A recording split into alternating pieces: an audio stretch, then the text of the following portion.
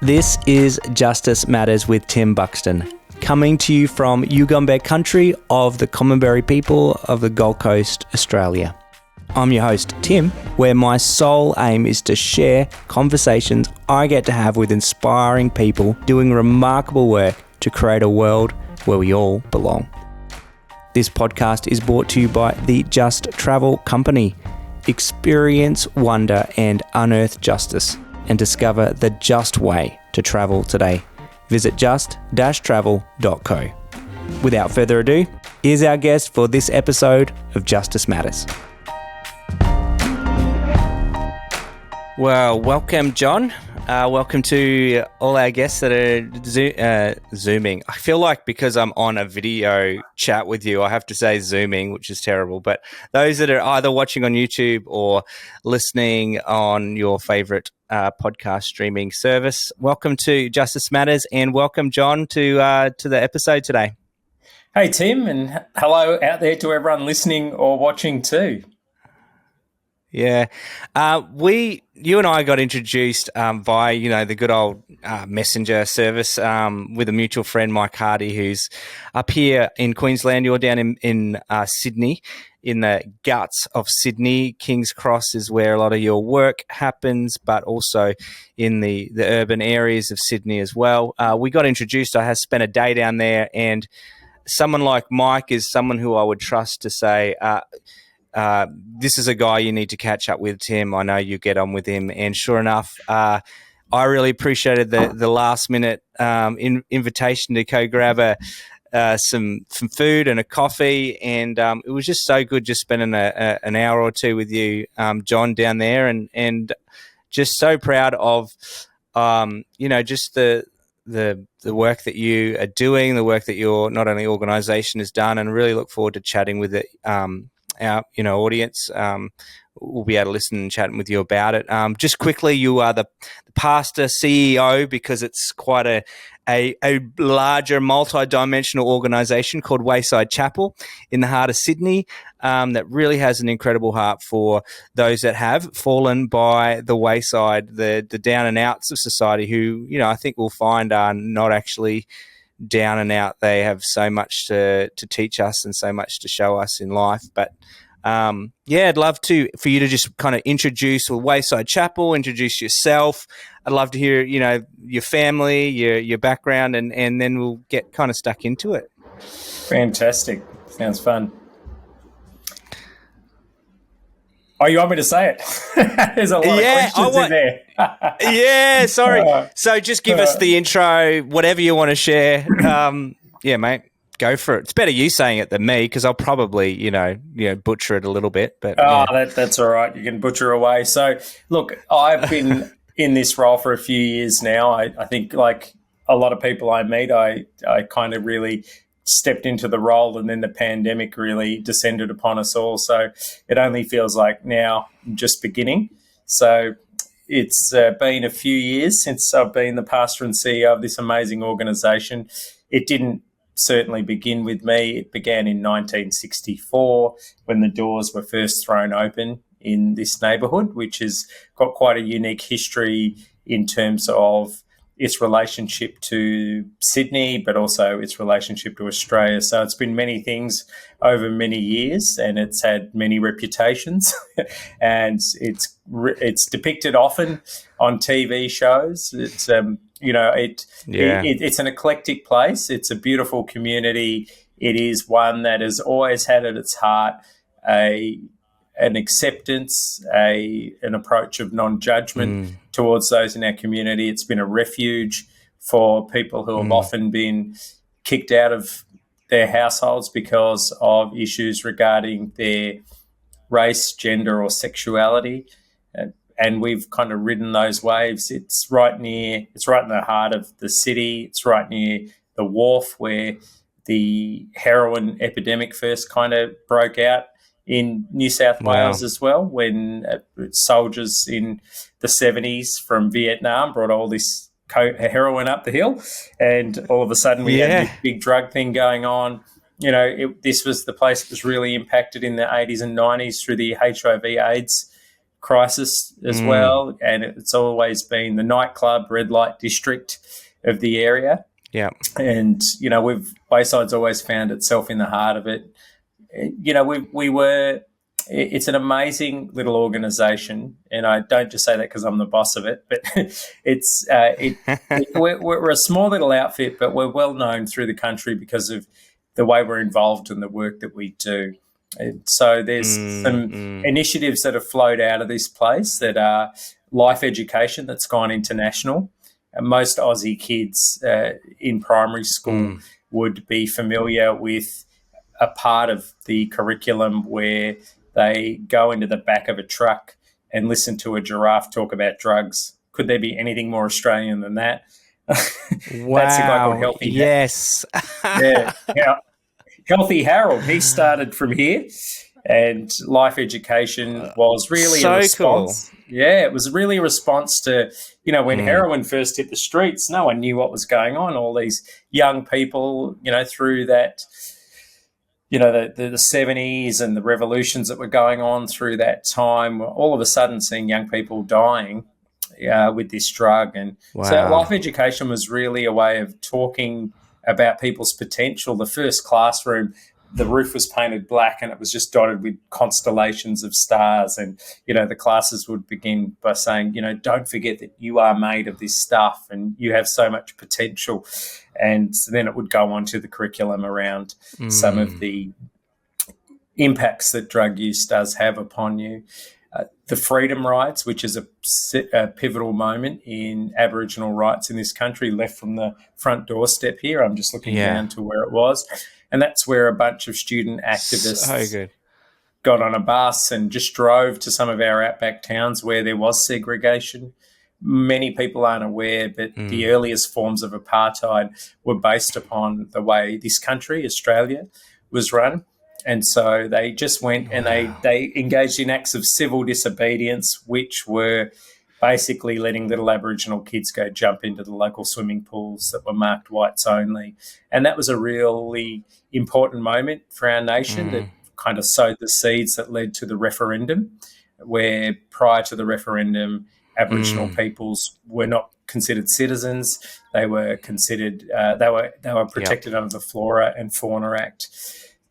So we have a close relationship there with the Aboriginal community, and also through that time, through the AIDS epidemic and heroin crisis, one of my predecessors, almost once a week was opening the doors to the chapel and picking up a dead body of someone who was just young and full of life and potential, but drugs had taken that away from them. And so as a response of civil disobedience, we started the tolerance room here, which was another act of civil disobedience where I think it opened up 7 times. We were just there to allow people to safely inject heroin with some fresh, clean needles and to have people there to support them in case it was a bad batch. So that was shut down, open 7 days. The pastor was arrested 7 times and released until the Premier of the state, Bob Carr, at the time rang him up and said, if you promise to not open up tomorrow, I promise to put it on the agenda for the drug summit that he was calling. And that led to the medically supervised injecting centre. Until 2 years ago, it was the only one in the Southern Hemisphere, and it was created by a special act of Parliament. So, we've got a really, it's such a beautiful place where the whole thing about us, though, is that we weren't designed from the university down. We are led from the gutter up. So we don't get involved in causes. Yeah, I love that. We meet people. And so we see what's emerging, and we really feel like the impacts of society and the truth about a society is always heard from the edges. And it's important for us to attune our hearts and our voices in there. And we've also got a beautiful, unique philosophy where we don't try and fix people. One of the core parts of our philosophy is no one's a problem to be solved; they're a person to be met. And if someone walks away from here feeling met rather than worked on, we know it's been a good day. That's really important because the Western world has a way of constituting us as lonely. And, you know, I was reading a Guardian article the other day where a radical move in Northern Europe has occurred where they've started putting people back on the checkouts in supermarkets. There's I mean, how clever have we become? You know, we've become so disconnected. And I think the lockdown has kind of shown us Outsourcing that. everything. Absolutely. We became at least that wonderful, all of my cultural references are from the 90s, so you'll have to bear with me, because I think it is the greatest decade in human history. But, you know, it was kind of a reverse version of the Matrix. You know, at least in the Matrix, when we discovered what was going on, we were little batteries that produced energy into the system. But we became this kind of reverse Matrix where we were these little units of consumption where we just sat alone in our apartments and houses, and things just turned up at our door. And we realised, oh, my goodness, if I dropped off the perch tomorrow, who would know? You know, would anyone notice? And right, got us into that place of kind of despair and disconnection, and then the anxiety of just re-engaging with society that many people are still experiencing. I spoke to someone just yesterday who went into the supermarket for the first time in 2 years. And I just think, you know, just think about that for a second. Yeah, they were terrified of walking in through the doors, and yet that was how we used to be connected with each other, and that's how, as communities, we used to engage with each other, so we would know what's going on in each other's lives, and now we lead these kind of privatized kind of existences. And I think Mother Teresa said it in the 70s. You know, she said, loneliness is the leprosy of the West. And that's always, I've never quite understood it. But you go, mate. Well, yeah, I mean, sorry to interject there, but like it's as if the pandemic gave us an insight of, hey, let's fast forward the trajectory you're on and what it's going to feel like. And we got a good dose of it. And now we're starting to realize, oh my gosh, like, do I really want what I think I want? Do I really know what I'm asking for in a way? And so, you know, I think that's one. It's been a warning for a lot of us, and we do see the pendulum kind of swinging back and forth in all of that. But I like what you said earlier about kind of being not built from the university down, but from the gutter up, because, you know, it takes.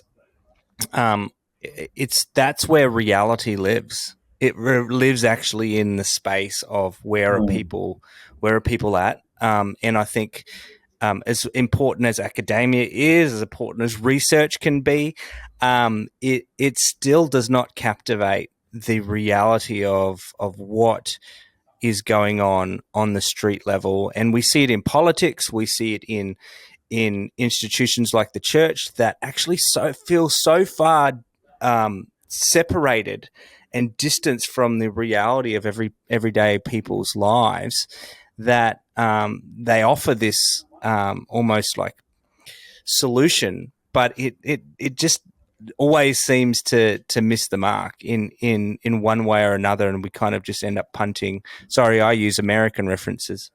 Spent too much time there, but we punt the problem down. You know, like we just kind of delay it to really.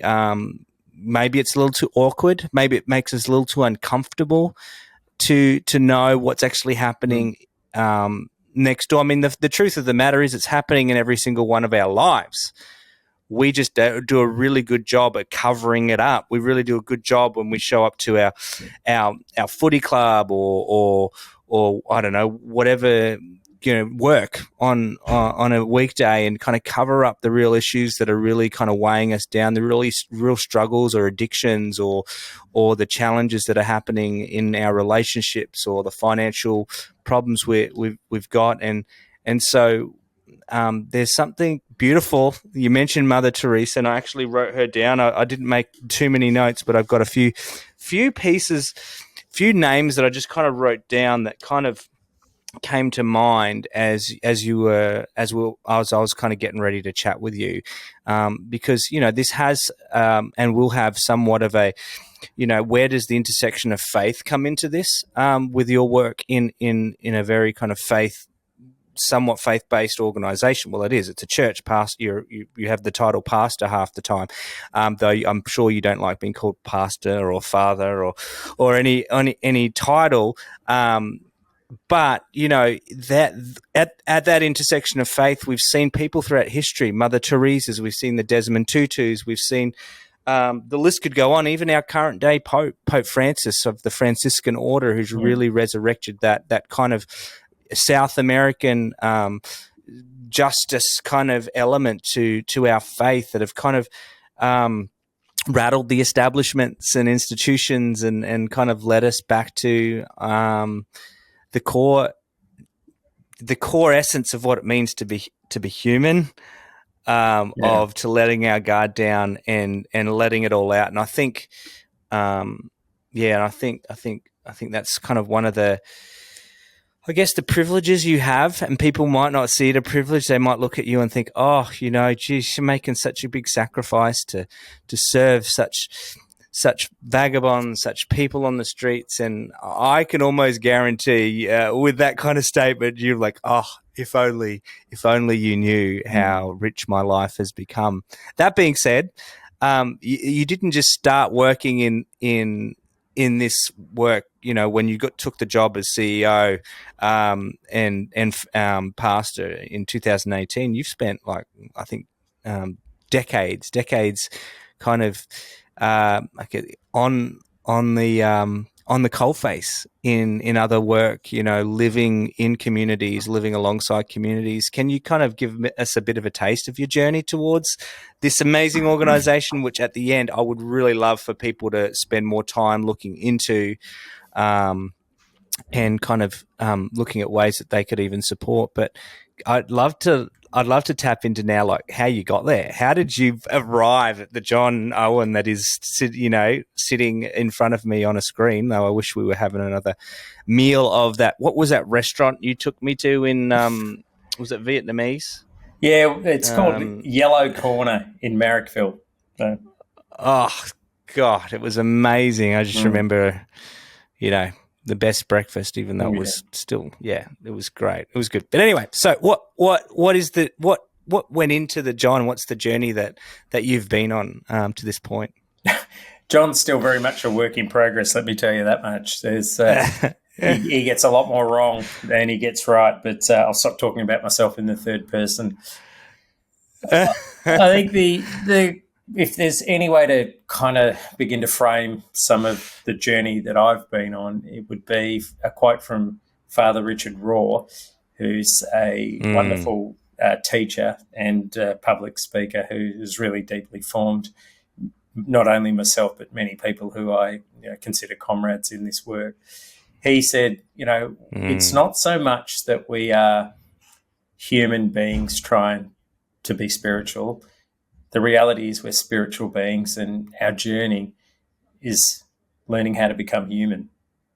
So that's kind of that's thinking of it for a second.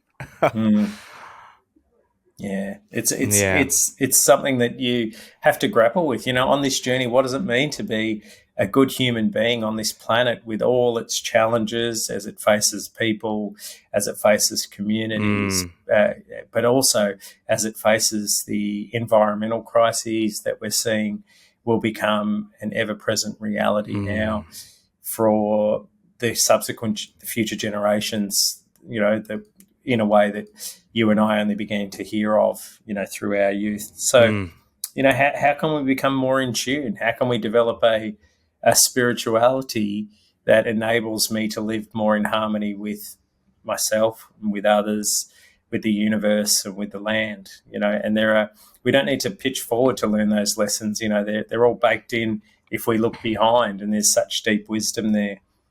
I am, sorry, you're going to jump in? Did you have, I was going to say, did you have a spiritual upbringing? Was that part of your formation from as a child, or is it something you stumbled upon or came across later on in life?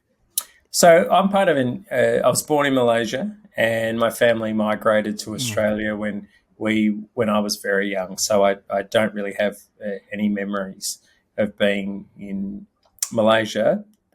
we are Indian and Sri Lankan in our heritage. So our migration route kind of follows the British East India Tobacco Company's line. So the old gun, germs and steel kind of way. And so we made it into the Antipodes down here. Isn't that what Australia's called? Into the colonies. And so that's where I grew up. I guess so.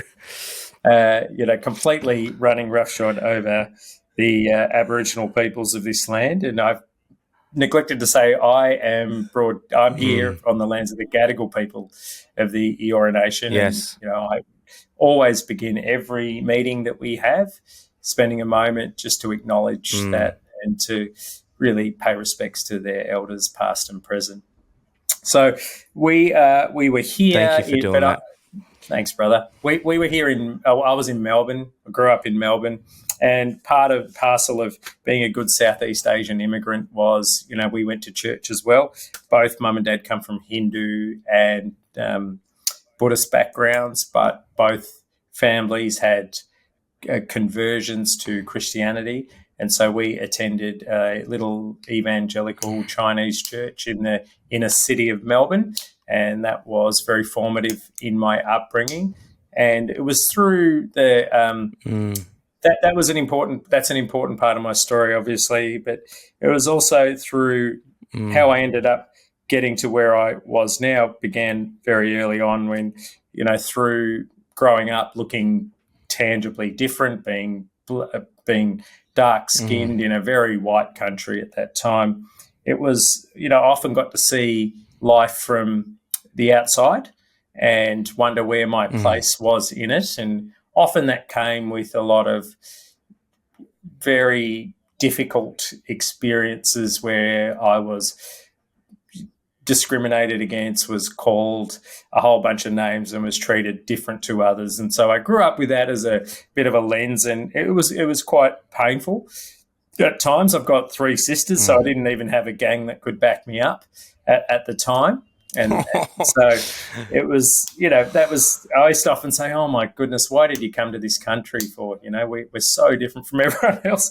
And, Dad would always say, just blend in, son, just blend in. And I'd say, we don't blend with anything except the shadows probably here. And, and when kids would call me a chocolate frog, Mum used to say, just call them a Milky Bar.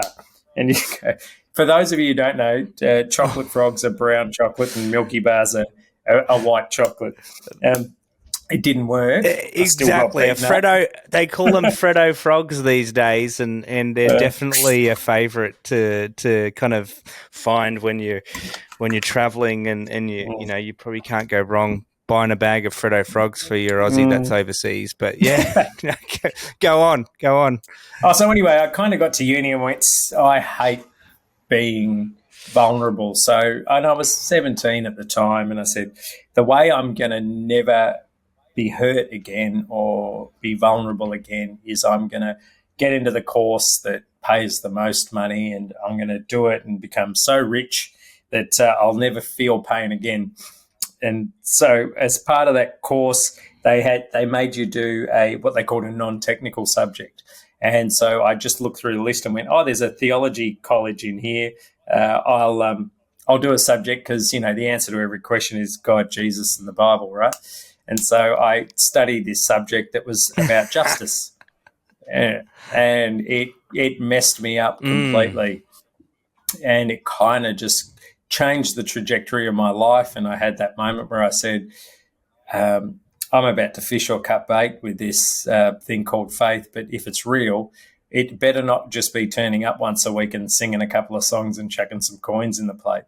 It's got to be something that is a story that is good news for all. And when I say that, I now run a church that our church motto is we're not much like a church, which might suit you if you're not much like a Christian. All right, so we think. I love that.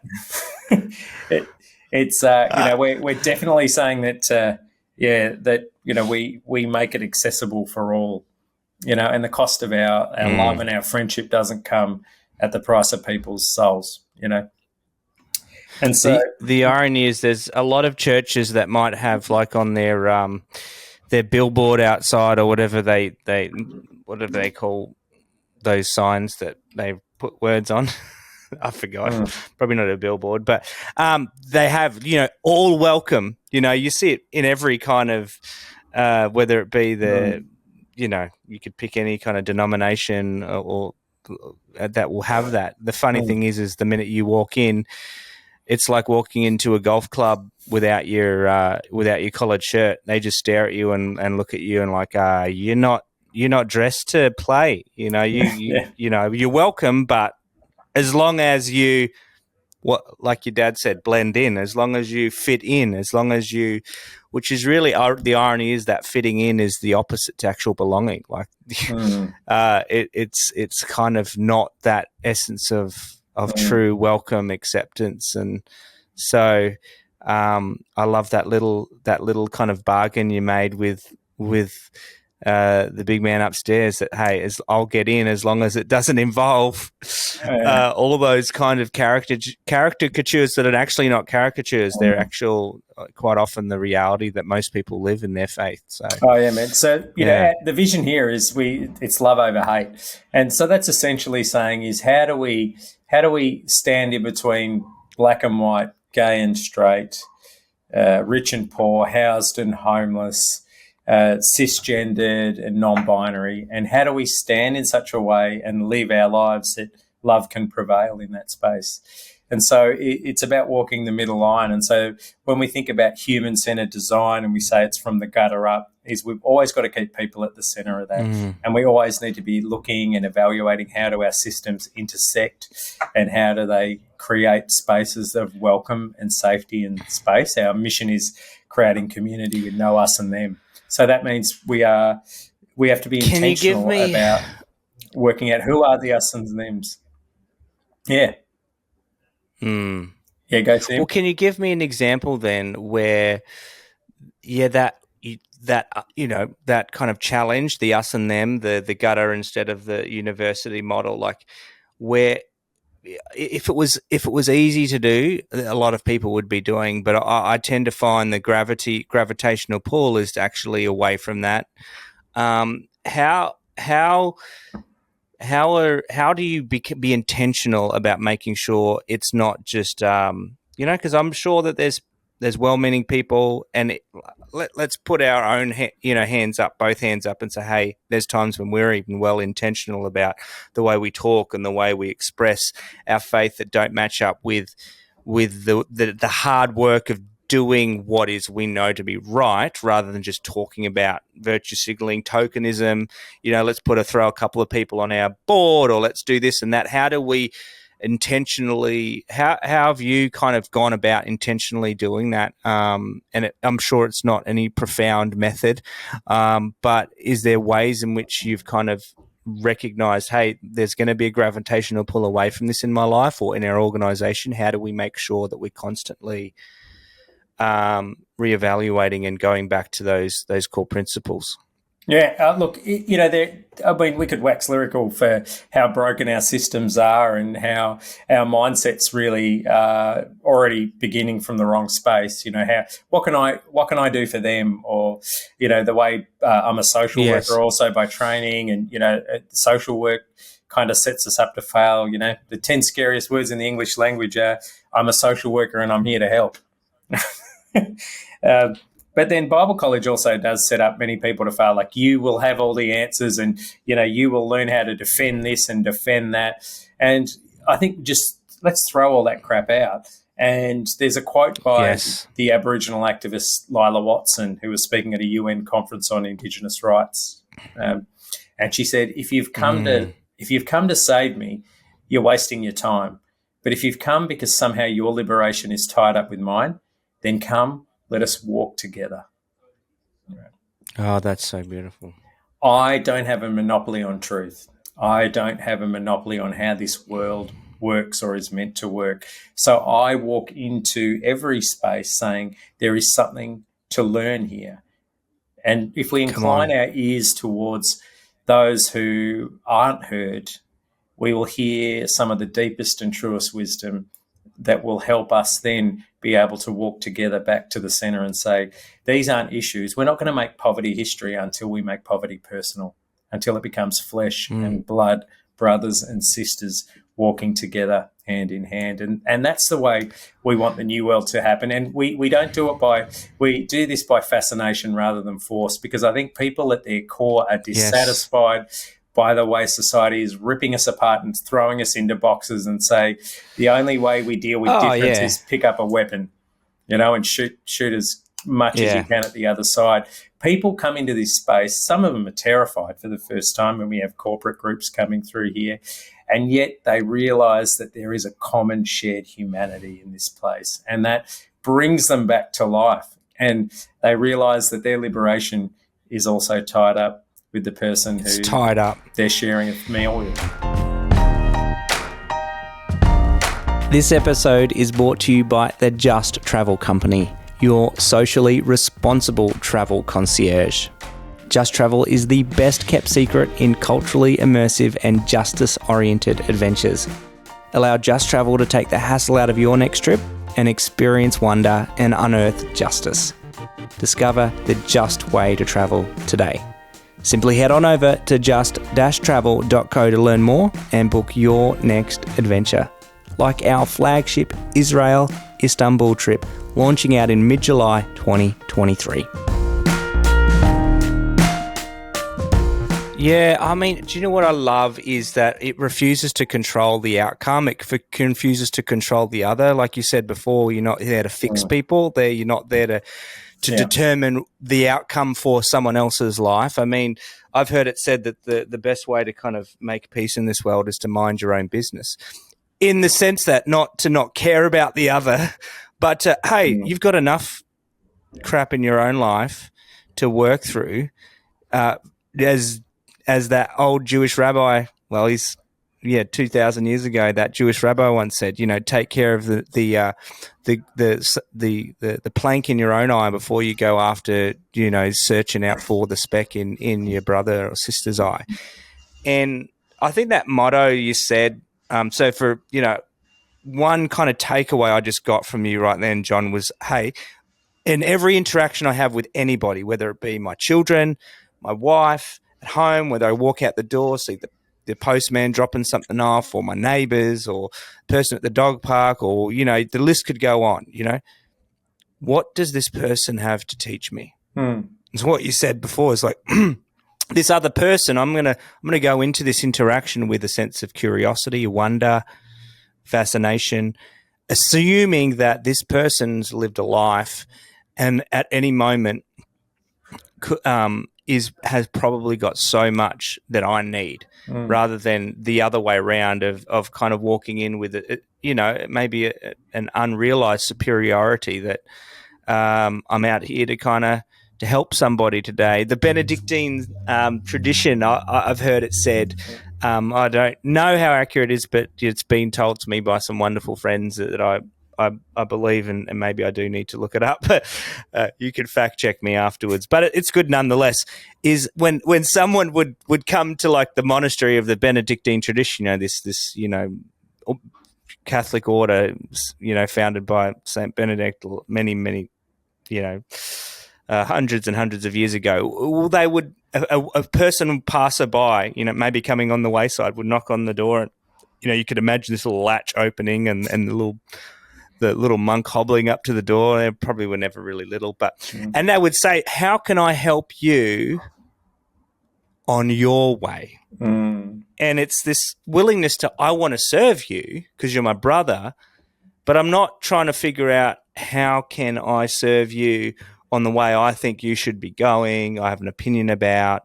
It's like, tell me, brother, sister, where do you want to go? And how can I help you on your way? I don't want to control the outcome. This is your life. I'm just here walking alongside you. I'm here to be with you. And, what a horrible life to go through trying to make clones of ourselves, of other people. You got to believe what I believe and think what I think. And I just couldn't think of a more probably miserable way to live life. And yet I know I personally kind of grew up maybe in a tradition and with with a lot of encouragement to try and convert, or to try and encourage people to see things the way I see them, and to say the words that they need to say in order to, to find the freedom that I think they need. Anyways, I could go on, but I just love the way you kind of. I love the way you kind of summed it up with this. With every interaction, this is where the rubber meets the road.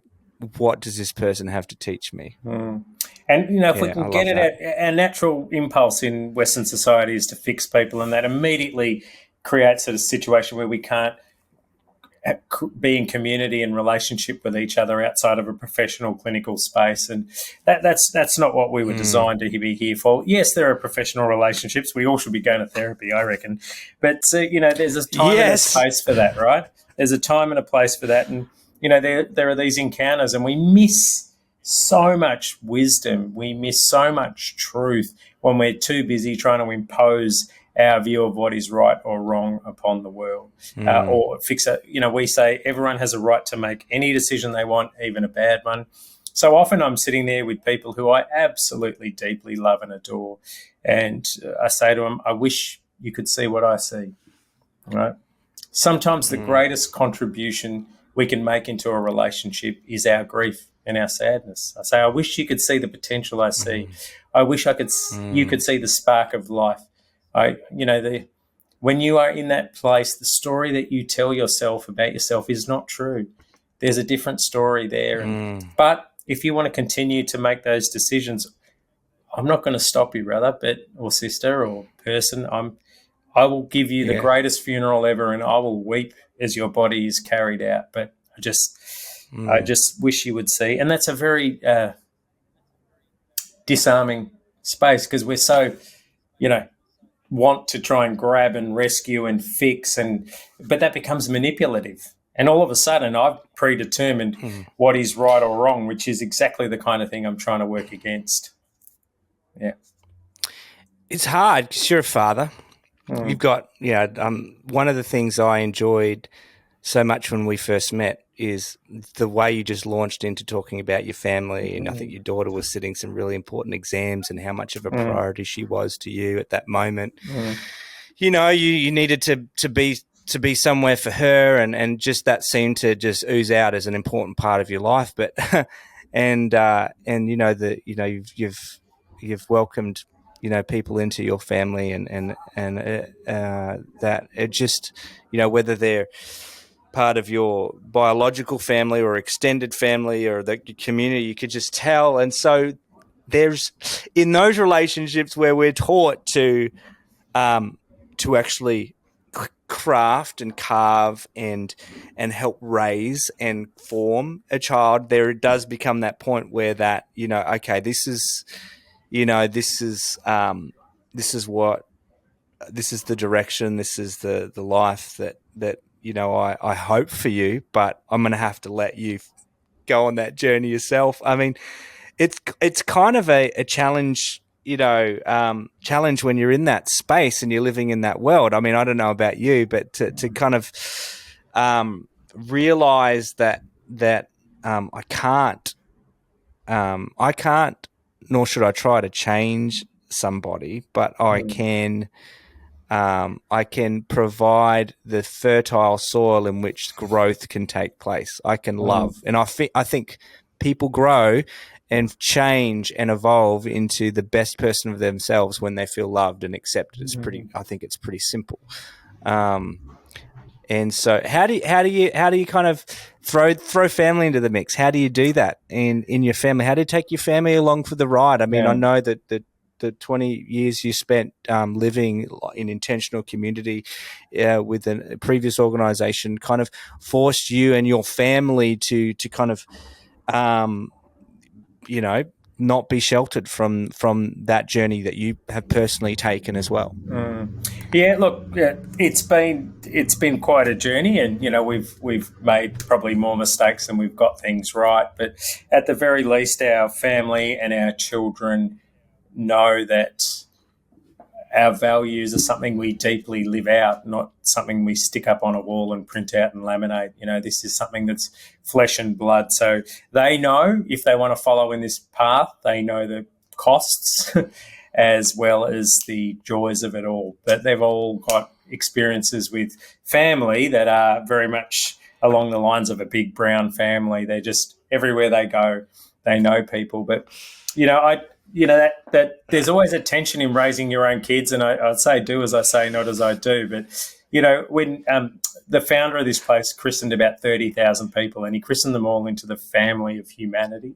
And I did 2 on the weekend, and one of the parts of the ceremony is I anoint their head with oil, and I say to the parents, we save oil for anointing historically for royalty, and then remind every parent there that you don't own this child. This child is not your possession, right? They're on loan to you for just a brief moment of time. Mm-hmm. And so it's your job to nurture and tend to that gift and that responsibility that you have. And, children don't come into this world as formless balls of clay that you're to mold into shape. They actually come with gifts and skills. And, there's a beautiful book by a guy called Parker Palmer, who's an American educator and it's called Let Your Life Speak. And it's one of my favorite books because it's less than 100 pages and they're the greatest books ever in the world. And he's got a couple of other books, The Courage to Teach. But he is from the Quaker tradition. And, he says we waste so much of our lives saying, who do I want to be? And then we pull the posters up on the wall, and that might be a rock star. But for those of us committed to social justice, we'll put Martin Luther King or Gandhi or, Rosa William Parks up on a wall. Wilberforce. And we're trying to force ourselves to be something we're not, when actually the greatest thing we can do is go back and look at the breadcrumbs of the life of who we are. And he kind of guides us through that to say, actually, this is my unique contribution, because a need doesn't constitute a call, right? I think we do have that. We owe it to the world to be able to give them the gift of who we are, because when we do that, we actually give permission for others to discover their own gifts and to be who they're made to be, not some unattainable image. And we laugh at Instagram and all that kind of rubbish. But, I think many of us committed to social justice are playing the same game with a different set of clothes on, or actually more clothes on. And if we just gave ourselves the permission to say, when I sit still, when I take notes on my own soul, what is it in this world that I'm not free to not do? And that takes a bit of work, but I think it ultimately makes us better humans and better members of our families and our communities. Jon, I didn't expect to be so personally challenged. And that goes to show the still journey I have to go into walking that true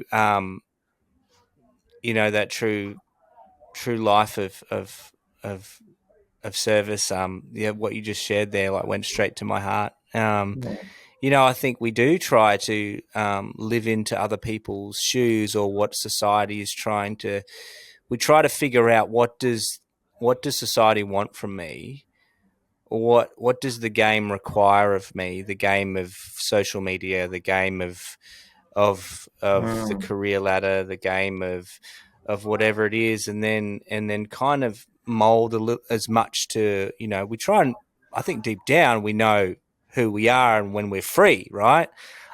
Who is it? Who was it that said? I think it was the Dalai Lama who said, "Who went around and says, he was a Buddhist that told people not to become a Buddhist. He says, you don't want to be a Buddhist, you want to be free.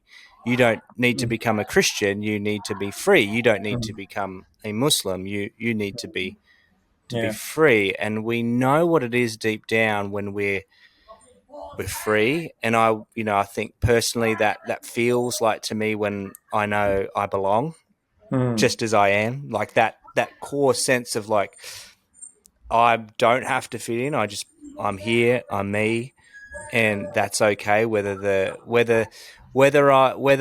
game says or the golf club says you have to kind of act, look, live a certain way. And so, yeah, I think for a lot of us listening, and even just me right now, is where am I playing the game? Like, where am I kind of Really good. still kind of thinking about, that there is that there's a expectations I need to meet today that I've put on myself or society has put on me. So thanks for coming up with that. I mean, what?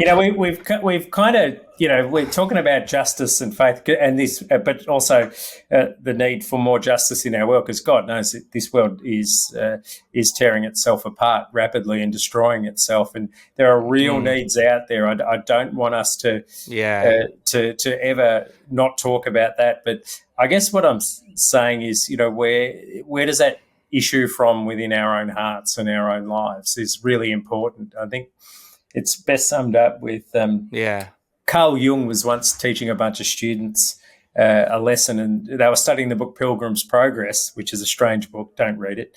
And but they asked him, "What's your pilgrim's?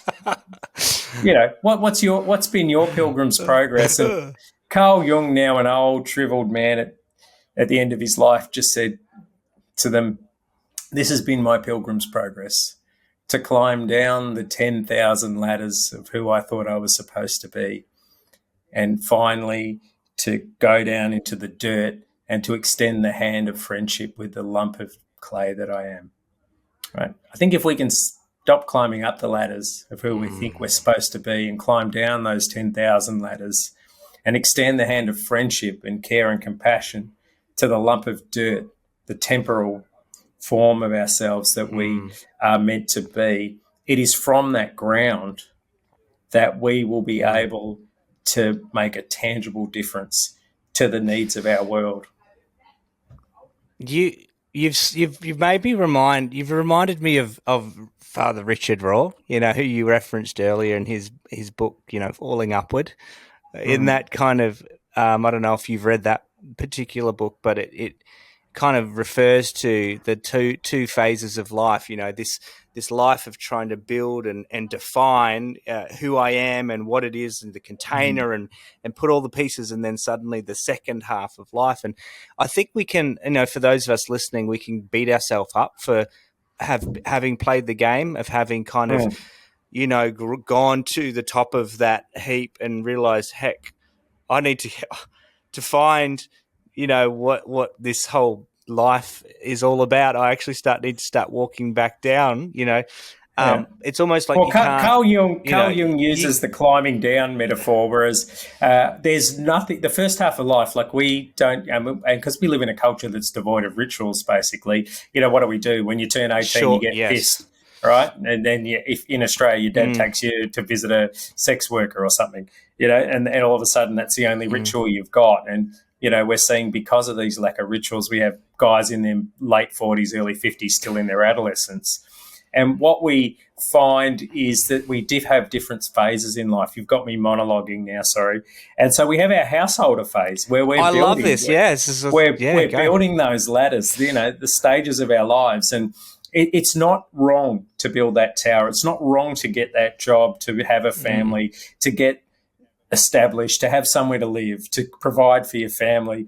The point of building up those ladders, and Carl Jung talks about climbing down them, but Richard Rohr says the point of it is to jump off and leap into that second half of life. And so, look, don't get down on yourself, because the goal of traditional cultures isn't the goal of our culture. The goal of our culture is anti-wisdom. It's to be 21 forever, right? And that's just an unattainable standard that leads to so much pain and suffering. But the goal of wisdom cultures is to become the wise elder in your tribe. And so how do we continue to realize that's the high watermark and live out lives that actually show that is a value of ours, by hanging out with the elders and asking them their perspective on life and society, but also realizing your life doesn't end at 21 or 30 or when your kids leave home. There's always another phase that we've got to engage in. And so we need a total rework of the way our society works. So, we could have talked about, Wayside And still runs amazing programs, but I think we need a revolution of the yeah, heart to really kick this thing off, right? well, yes, and it's like, as Richard Raw would say, like, transcend and include. We can't just throw out the old. We have to somehow find a way to include it and transcend it. And so, Absolutely. I think for people listening, this is, there's probably some of you thinking, oh, that there's that gut feeling. For me, I, Mm, I always feel it when it's the surf's pumping and I'm about to mm, jump off the rocks at Burley mm, Heads, mm. and I know I'm gonna be okay, but it's still scary to be on the edge Yeah. of these rocks, and I could slip, and I could time it wrong, and a set could come and wash me on those rocks. But I know I have to jump. Now, I've got to jump. I've got to, everything in me's, and it's usually at that last moment, at when you have to jump, that everything in you is kind of pulling you back. Mm, And so there's probably people listening that are thinking, oh, that means I've got to jump. And for some, it's, we talk about the great resignation. It doesn't mean quitting your job. Usually that kind of, that kind of just pure external jump, you find you bring yourself with you to that next mm, thing, if it's purely just an external decision, and you still have to just, that old Tim is still with you, but it's that willingness to be like, okay, um I need to, to make some really internal checks, and do mm, some heart soul searching and thinking. And you're right, because if you don't do that, like you said, you could jump in and volunteer at Wayside. There are many amazing programs. You could visit them, but if you don't have the intentions right, if the why isn't there, if you if you haven't done the work, and chances are, even if you do go and volunteer and serve and expose yourself, you'll quickly learn where your intentions are. And it might be an even faster way to actually getting those mm, things sorted out. So again, no right or wrong way or order to do anything, but mm. it does begin. It does begin inside, right? It begins. In there, and kind of moves its way out. Mate, you've got so much on your plate at this time of the year. I could only imagine, as we were talking before we started recording, this is a tough time of year where conversations come up. It's a time of Mm. year where people feel left out. We're talking about, Christmas, the holidays, and all that seems to happen. And I think it's important, that obviously we want to remember what all these things mean to us at this time of the year, but also that, I was just having a business lunch with somebody, and he's Jewish, and I said, again, it just escaped from me that I'm like, oh, have a great Christmas break, and he's like, oh yeah, I will, but I won't be. I'll still be doing what I'm doing. And any advice for people out there at this time of year, that, again, even if this doesn't get released at Christmas, but Mm. any advice for just people as they just kind of interact with people? How do you kind of stay that place of, being aware of where other people are at, Mm. and how to kind of, yeah, meet them there? I think one of the greatest lessons we can learn in life is how to love the real rather than the ideal, right? And that goes for us in our friendships and our Mm, relationships, and our with our families and everyone around us. There's also that moment where we have festivals like Christmas, where we are bombarded mm, with what it means to have the ideal Christmas.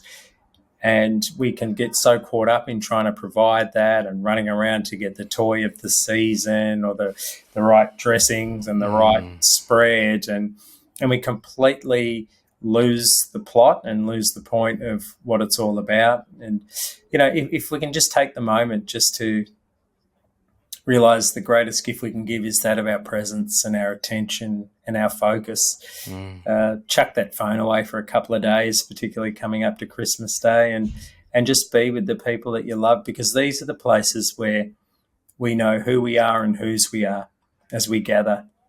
and share that food together. And, that's ultimately the goal, right, is that we can all just sit down together and share a feed. I think that's, one day when this world is the place that it's meant to be, is we all just sit down and have a good old yarn, and we all continue to learn and grow and address everyone's challenges that arises.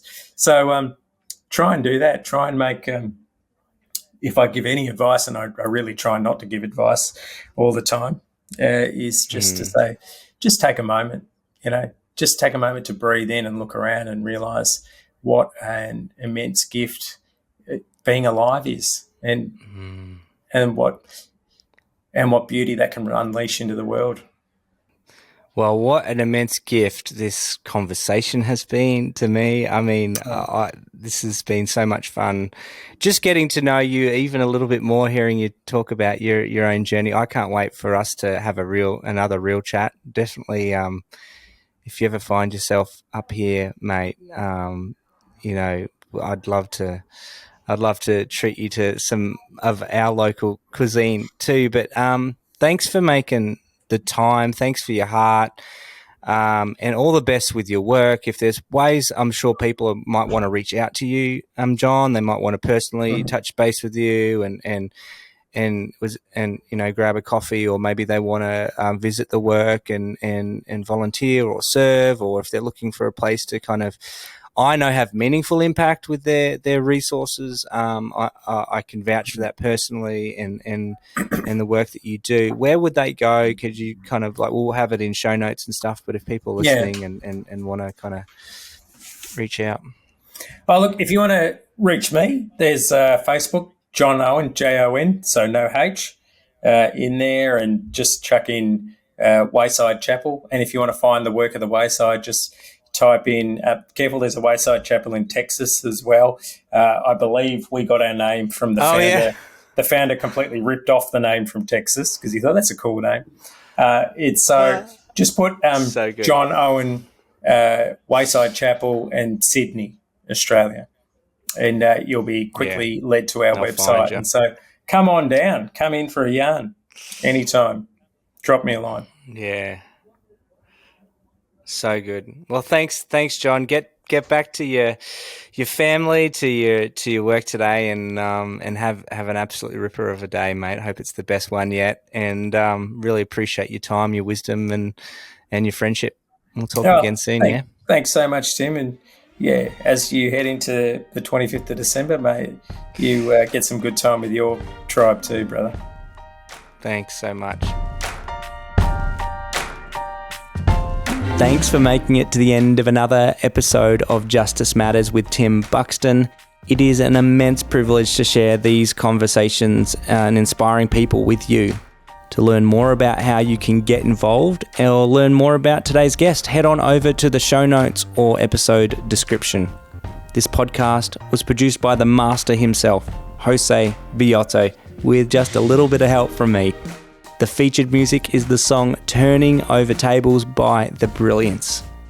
Lastly, to my Patreon community out there, thank you so much for your support and generosity. Without you, this podcast would not be possible.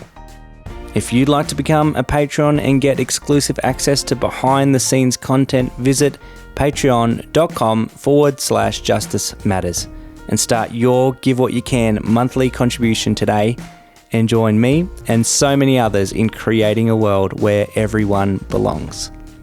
Until next time, thank you for subscribing and sharing this podcast with your friends. Justice Matters with Tim Buxton acknowledges and pays respect to the past, present and future traditional custodians and elders of this nation, now known as Australia, and the continuation of cultural, spiritual and educational practices of Aboriginal and Torres Strait Islander peoples.